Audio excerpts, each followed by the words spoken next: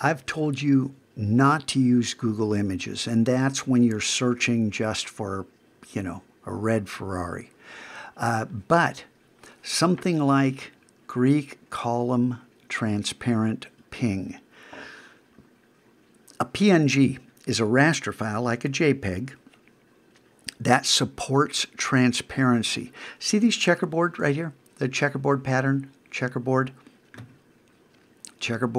That's an indication that there is a transparent background. You see these solid backgrounds, there's no guarantees whatsoever. But these, yeah.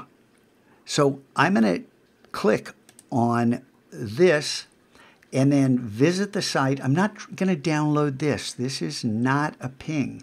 You're going to visit the site, you're going to look for this image, click on it, and there's going to be, click here, download. No.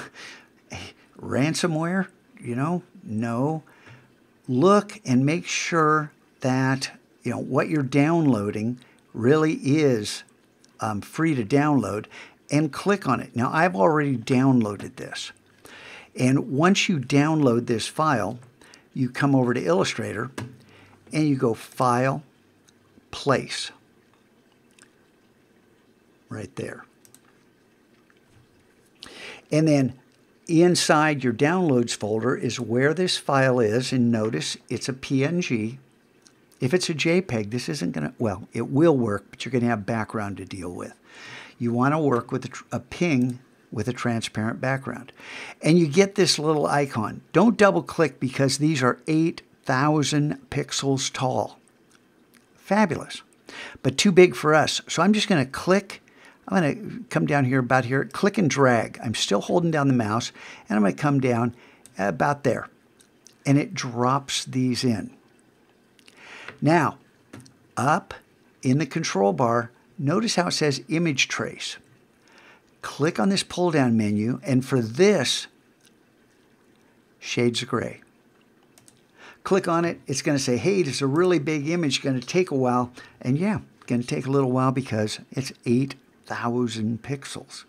I don't know if Illustrator is accessing all 8,000 pixels or just the size that's sitting here, because I don't know what it's doing under the hood, but I do know it has just turned these into vectors. It's no longer made up of individual pixels, but it's made up of math. But we need to do some things. First of all, we need to expand this. Click on Expand, and now you can see the vectors. Click away to deselect, click once, and you notice that you get both of these. Now, depending upon what you use, you may not need to do this, but I'm going to ungroup. Shift-Command-G, Object, Ungroup. I don't know where this is. I use the shortcut Shift-Command-G. You can probably right-click out here and choose Ungroup right there. Or just learn. Command-G is group, Shift-Command-G is ungroup. Now I can click on one of them, and if I click and select this one, I also get this outer rectangle. I don't want that. This rectangle is full of white. I'm going to click away and then come over until I can find that rectangle. There's almost always a rectangle around it. And notice these are not selected, just this rectangle. Hit delete. Boom. And now you can click and you can select one of these. We don't need two. We only need one. I'm going to hit delete. Yeah, we could use two, but chances are you're going to only find one of these things, and then you can work with it.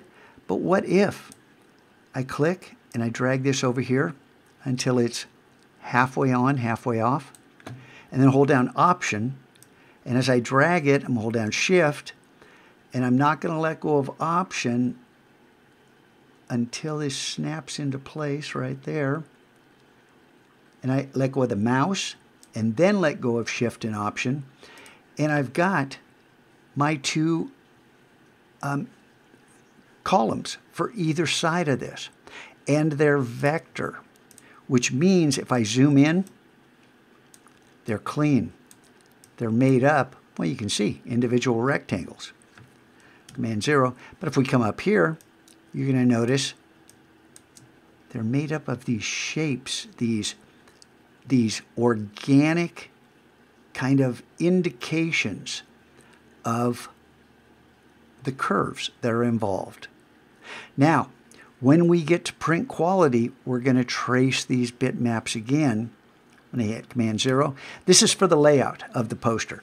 And when we save this for the web, remember, it's not going to show what's outside. Yeah, you could use a clipping mask, but you don't need to.